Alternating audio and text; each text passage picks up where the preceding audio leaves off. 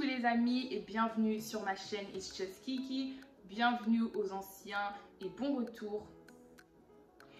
Vous voyez, YouTube c'est pas facile. On recommence. Bonjour les amis et bienvenue sur ma chaîne It's Just Kiki. Bienvenue aux nouveaux et bon retour aux anciens.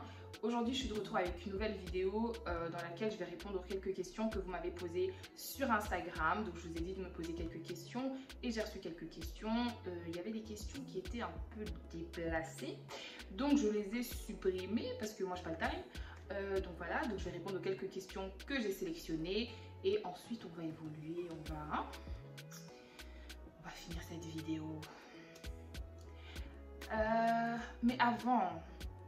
je vais boire un coup parce que d'habitude je me pose là, je parle pendant 20 minutes, je n'hydrate pas ma gorge et puis je finis sans foi, je souffre. Non, c'est pas la vie que j'ai choisie.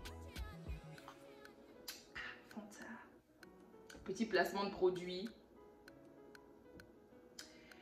Donc voilà, générique.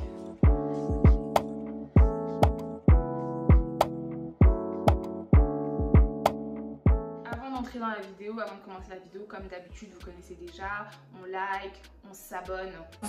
S'abonnez-vous. Likez la vidéo, partagez, cliquez sur la cloche, vous connaissez déjà, je devrais plus répéter ce genre de choses, mais je vais répéter parce qu'il y a des gens qui oublient. Donc voilà. Et donc voilà, on va jump right into the video parce que première question, quel âge as-tu et es-tu mariée? J'ai 22 ans, je vais sur mes 23 ans et je suis mariée aux études, oui. Pourquoi as-tu autant voyagé quand tu étais plus jeune? Pourquoi tu as fait donc Lubumbashi, Belgique, etc. Donc j'étais en Belgique parce que je suis née en Belgique. Ensuite, j'ai déménagé à Lubumbashi parce que le travail de mon père, il y a transféré et ma daronne a décidé qu'on partait tous. Period. Et ensuite, je suis venue aux États-Unis parce que je voulais étudier en anglais et j'aime pas l'Angleterre. Il fait moche, il fait froid. Les gens sont pas gentils, les gens sont... non merci. Donc voilà pourquoi j'ai autant voyagé. Donc la première fois, c'était pour le travail de mon père et ensuite, c'était pour les études. Troisième question, tu vis à Atlanta? Oui, je vis à Atlanta depuis maintenant 4 ans. Et ça, c'est une question un peu plus longue, donc je vais la lire. Donc la fille me demande... ce que je pense des personnes qui ont confiance en eux, donc qui ont confiance en eux et qui aiment leur corps et qui donc décident de s'habiller de manière très sexy. Ce que j'en pense, quoi. Est-ce que ça justifie le fait de s'habiller de la sorte?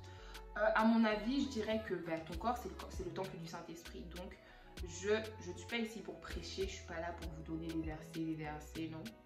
Mais voilà, moi personnellement je trouve que voilà, oui, j'aime bien mon corps, j'aime bien la manière dont Dieu m'a créé, mais je trouve pas que c'est une raison pour non plus l'exposer dans les quartiers pour que... Non, ok, on est classy over here, ok, je n'ai pas n'importe quoi. Je pense pas que tout ce qui est au magasin c'est ce que tu devrais porter. Voilà, il y a des habits troués des deux côtés, donc ça couvre...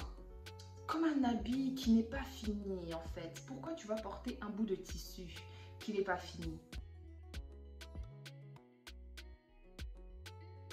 Je ne peux pas. Donc moi, je trouve que je m'habille, j'ai un style très simple, et assez couvert. Mais franchement, je trouve que ça m'empêche pas d'être sexy. Donc voilà, moi je pense que tu peux être sexy sans pour autant montrer toute ta chair. Voilà, c'est ça ma réponse. Après, on fait ce qu'on veut, hein. Tout le monde fait ce qu'il veut si tu veux t'habiller de la sorte. Pour toi, quelles sont tes qualités et tes défauts? Donc, je vais donner 2 de chaque. Donc, mes 2 qualités, c'est numéro 1, je suis très serviable. Donc, j'aime beaucoup aider les gens. Donc, je fais que ça. Donc, je suis vraiment le genre de personne, si je suis capable de tout laisser tomber. Donc, genre, j'ai des programmes, je vais tout annuler pour aider quelqu'un. Donc, je suis très serviable. Et deuxièmement, je suis très attentionnée envers les personnes que j'aime. Donc, j'aime pas savoir que quelqu'un ne va pas bien. Et je suis capable de rester, genre si tu vas pas bien, je suis capable de rester avec une personne au téléphone toute la nuit jusqu'à ce que la personne aille mieux, quoi. Genre, je vais sacrifier mon sommeil, sacrifier tout. Donc, je suis vraiment quelqu'un de très attentionné. Pour mes défauts, j'en ai pas. Non, je rigole. En plus, ça c'est le straight face on period. Non, pour les défauts, je dirais que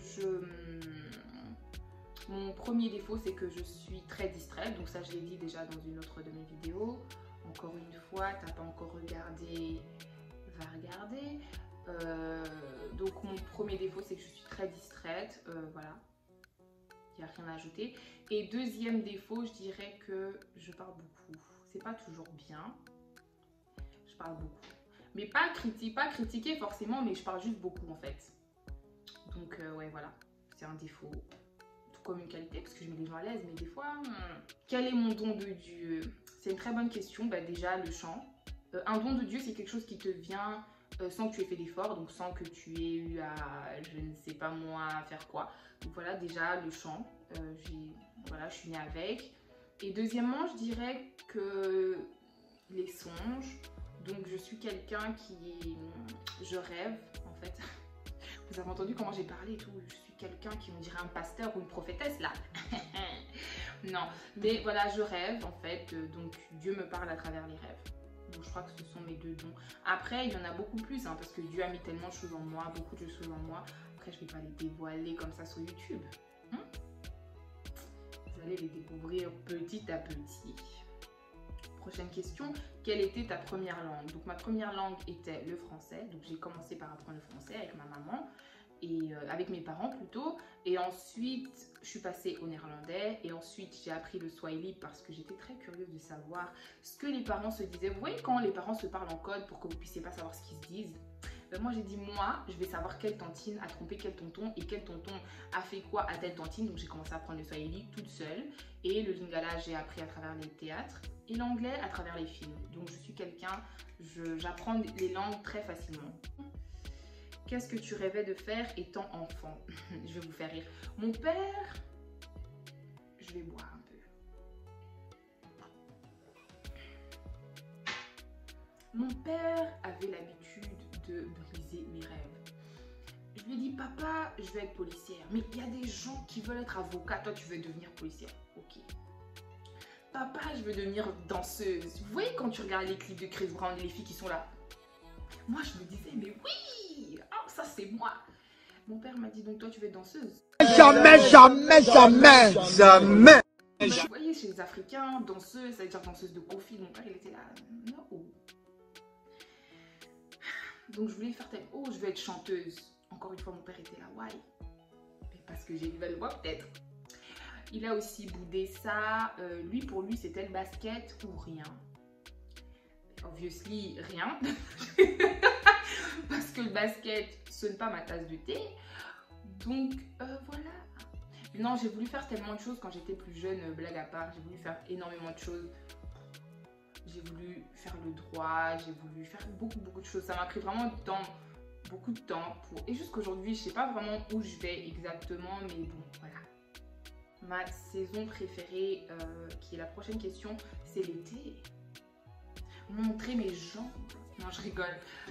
Parce que ça contredit un peu ce que je disais, je m'habille de manière cachée. Non. Comment dire? Ma saison préférée, c'est l'été. Non, c'est l'été parce qu'il y a le soleil plein, les rayons de soleil sur ma mélanine. Donc voilà, ma saison préférée, c'est l'été. Et la dernière question, quelle est la plus grosse honte de ta vie? Sur ce coup, je dépose même.